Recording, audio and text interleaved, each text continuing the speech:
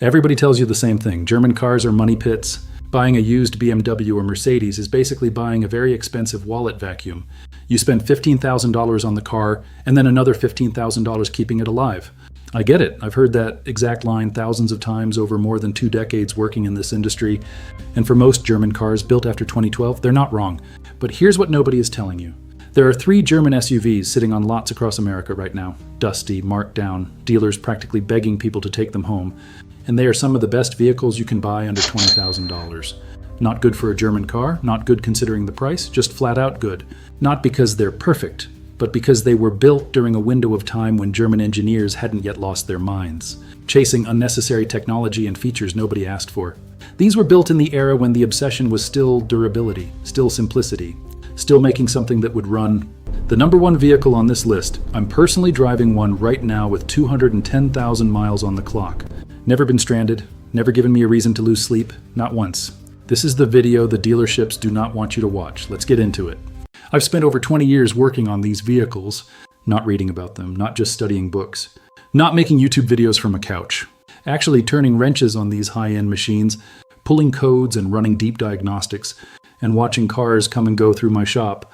In that time, I've seen every generation of German engineering, the brilliant, the overcomplicated, and the genuinely catastrophic. I know which ones to run from, and I know which ones to run toward. Most used German SUVs you find under $20,000 are there for a reason. Turbos that cook themselves from the inside out, air suspension that gives up at 90,000 miles, electrical gremlins that cost more to diagnose than the car is worth. I'm not here to tell you German cars are secretly cheap to own.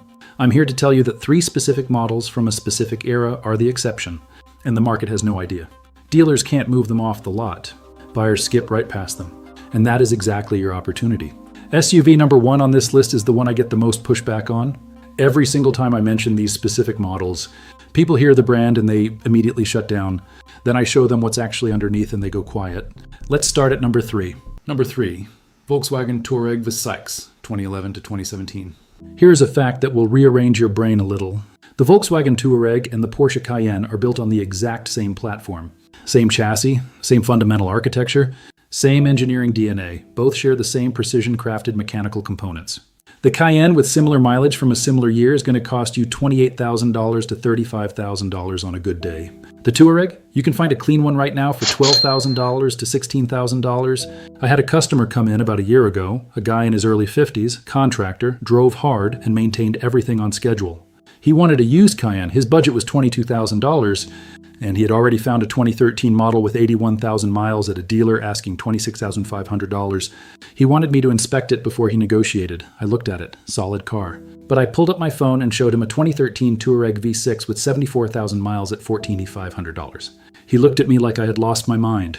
I explained what he was actually looking at underneath the badge. He bought the Touareg. That was 14 months ago. You know what he's spent on repairs since $340? An oil change, a cabin filter, and a new set of wiper blades. Here is why the Touareg from this generation is such a sleeper. The 3.6-liter VR6 in these things is naturally aspirated, no turbo. No intercooler to fail, no boost pressure eating through seals at 95,000 miles. It uses a timing chain designed to last the life of the engine. The transmission is an Aisin-sourced 8-speed automatic, not the DSG that Volkswagen put in their smaller vehicles, and caught plenty of heat for those failures. This is a traditional torque converter unit, both incredibly smooth and very well proven, and shared with vehicles from manufacturers who charge twice as much, paying twice as much for the luxury privilege. The platform underneath is the PL71 architecture, shared with the Cayenne and the Audi Q7. It has a real 2-speed transfer case with a low range crawl ratio. This is not a crossover pretending to be an SUV. This is an actual truck underneath leather and wood trim. Now for the number that matters. A 2013 Porsche Cayenne with 75,000 miles is $28,000 to $34,000. A 2013 Volkswagen Touareg V6 with the same miles is $12,000 to $16,000. You are saving $15,000 to $18,000 for the exact same bones. The only thing that changed is the badge on the hood. When you are shopping for one, here is what to check. First, the air suspension, if equipped, push down on each corner and make sure it rebounds evenly. A sagging corner means a compressor or airbag is on the way out. Factor in 800 to 2200 and negotiate the final price accordingly, or find one with the standard coil spring setup and never think about it again. Second, check the DSG if the V6 has an older transmission variant, found mainly in those earlier models. Stick with 2013 and newer for the ASIN unit.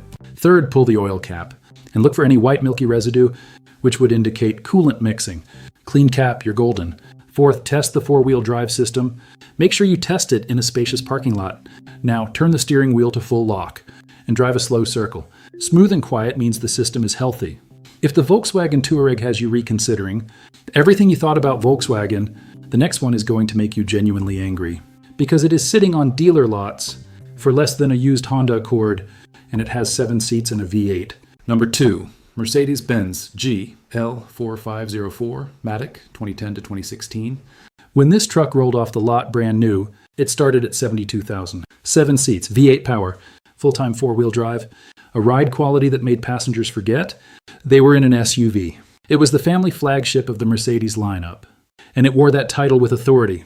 Right now, you can find a clean 2013 model with under 90,000 miles for $14,000 to $18,000. Let that math settle for a second.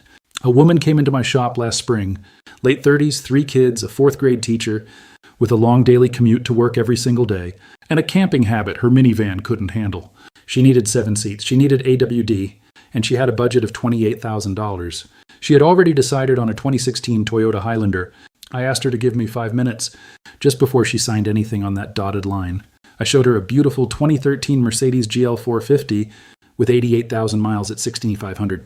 She looked at the photos, she looked very carefully at the low price, and said there had to be something wrong. There wasn't. I inspected it myself. She bought it. 3 months later, she texted me a photo from a campsite in Colorado. The GL450 parked on a dirt road, kids running around at mountains behind it. Her exact words to me were these: "Why did nobody tell me about this thing?" Here is what you need to understand about the GL450 from this generation. The 4.6-liter V8 in the 2013 to 2015 models is the legendary and powerful M278 engine. This is widely considered one of the most robust V8 engines Mercedes produced in the modern era. It is a twin turbocharged unit, but it was engineered with wider tolerances and a simpler cooling architecture than what came after it. Mechanics who work on these regularly will tell you the M278 is the engine they are comfortable recommending in a used vehicle. The third row in the GL is genuinely usable for adults on trips under 2 hours, which puts it in a category that most SUVs under $25,000 cannot touch. The 4MATIC all-wheel drive system is full-time, smooth, and has been refined over decades. This is not an afterthought traction system. Now for the price punch. A 2013 Toyota Highlander with 88,000 miles is $18,000 to $22,000. The GL450 with identical mileage is $14,000 to $17,000. You are spending less money for more vehicle in every measurable dimension: size, power, luxury, and seat count. The only reason the GL is cheaper is because it says Mercedes on the hood and people assume the worst. Brake pads all around run about $420 at an independent shop. Transmission fluid service is $200 to $240. The most common repair I see on these is the air suspension, and models that develop issues typically don't show problems. Past 110,000 miles, a full air suspension conversion to coil springs runs $100 to $400 and eliminates that concern permanently. When you are shopping for a GL450, here's the checklist. First, check the transmission fluid. Dark brown or any burnt smell means deferred maintenance and you should walk. Clean and red means the previous owner paid attention. Second, inspect all air suspension corners for even ride height and smooth rebound. Third, look for oil seepage around the valve covers, common on higher mileage examples, and about $600 to fix. Not a deal breaker, but use it to negotiate. Fourth, test every electronic feature, including the seat adjustments, sunroof, and tailgate. Replacing individual control modules can be expensive, so verify everything works before you sign. The GL450 is the vehicle that makes Highlander owners reconsider every decision they made. But number one is the one I've been driving myself. And when I tell you what's under the hood and what it shares its engineering with, you're either going to rush out and buy one or be furious you didn't know sooner. Number 1, BMW X5 2011 to 2013 N52 engine. 2 years ago, I bought a 2011 BMW X5. xDrive 35i with 112,000 miles for $1,150. My shop guys looked at me sideways. My wife asked if I had lost my mind. I told them both the same thing. You don't know what this engine is yet. Today, that X5 has 210,000 miles on it. In the time I've owned it, I put on 98,000 miles across 2 winters, 1 cross-country drive, and more highway miles. Total repair costs outside routine maintenance, $870, a water pump at 168,000 miles, and a valve cover gasket at 191,000 miles. And that is absolutely it. Here's what most people don't understand. BMW produced two engines for this body style. The N54 twin-turbocharged inline-6 engine, the one that keeps the repair shops busy, and the N52 naturally aspirated inline-6, which is the one I am talking about. The N52 has no turbochargers, no direct injection carbon buildup issues, no charge pipe failures, no wastegate rattles. It is a 3.0-liter inline-6. BMW refined this over nearly a decade. It produces a solid 260 horsepower, with a simplicity German engineering rarely achieved before or after this window. The transmission paired with it is the ZF6HP. If you know transmissions, you understand why. The ZF6HP is used in the Rolls-Royce Ghost.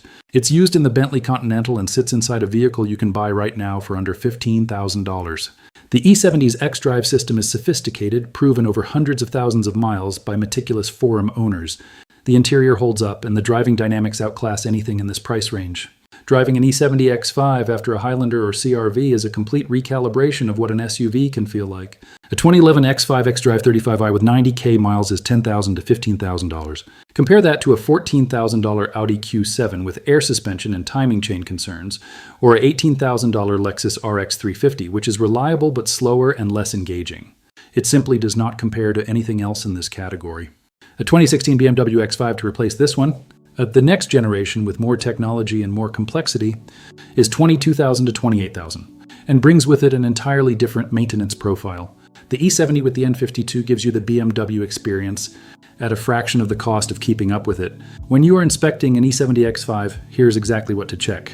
First and most important, confirm you are looking at the N52 engine, not the N54. The N52 does not have a twin-scroll turbo setup. If you are unsure, run the VIN through a BMW decoder before you go. Second, check the cooling system.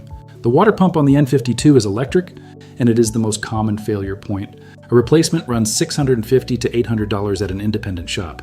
And if the previous owner replaced it, you are in excellent shape. Third, check the valve cover gasket for oil seeping down the sides of the engine. It is a $400 to $500 repair and completely normal on higher mileage examples. Use it to negotiate if it is present. Fourth, inspect the oil separator or CCV system. A clogged separator causes oil consumption and rough idle. It is a $200 part and an afternoon of labor. Fifth, check the transmission fluid condition and ask for service records. The ZF6HP loves clean fluid and punishes neglect. Dark fluid is a yellow flag. Burnt smell is a deal breaker. Who should buy this? Anyone who wants a genuine luxury driving experience and is willing to use an independent BMW specialist instead of a dealership. Highway commuters who want a quiet, composed, powerful vehicle that will idle along at 80 miles an hour like it is doing absolutely nothing. Anyone smart enough to look past a badge and read the engineering underneath it. Who should skip it if you are not willing to find a good independent shop that knows BMW's walkaway? The E70 is not a vehicle you take to a general mechanic who learned everything on Corollas. The service is straightforward for someone who knows the platform and expensive for someone who doesn't. If fuel economy is the priority, the N52 does about 17 city and 23 highway. Respectable for a V6 AWD SUV, but not a hybrid. If you need a third row, the X5 does not have one. That is the one area where the GL450 at number 2 has a clear advantage. So there it is, 3 German SUVs. Now that the market has completely mispriced and mechanics are quietly buying for themselves. First up, the Volkswagen Touareg V6, Porsche Cayenne bones at Kia money, naturally aspirated proven transmission, and sitting on lots because the badge doesn't carry the same status. The Mercedes-Benz GL450, 7 seats, V8 power, $72,000 when new and available right now, all for less than a loaded Camry. Because people hear Mercedes and assume financial ruin. And the BMW X5 E70 with the N52, a ZF transmission used in Rolls-Royce vehicles, a naturally aspirated inline-6 that mechanics genuinely respect, and a driving experience that nothing else in this price range can match. You now know 3 German SUVs you can buy under $20,000 that will outlast vehicles twice their price, if you maintain them properly and use the right shop. Now I want to know your pick. Are you going Touareg, GL450, or X5? Drop your number in the comments. I read every single one. If this saved you from a $15,000 mistake, hit the like button. Subscribe if you want more of this. No fluff, just the truth. Next week, I'm breaking down 3 German sedans under $15,000. Take care of your vehicle. I'll see you in the next one.